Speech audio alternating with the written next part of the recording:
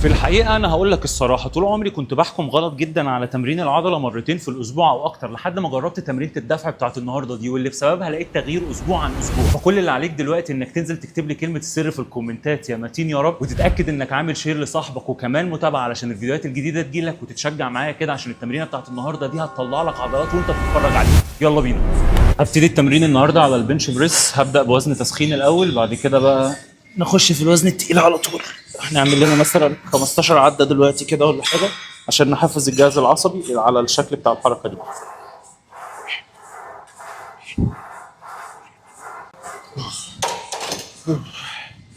هدفي بس اللي انا دلوقتي احفز الجهاز العصبي اللي هو يتعلم الحركه اللي انا لسه عاملها دلوقتي، وفي نفس الوقت يكون في بامب في العضلات عشان اقدر اخش بال50 مثلا في المية او حتى ال100% لو انا حاسس ان انا جاهز.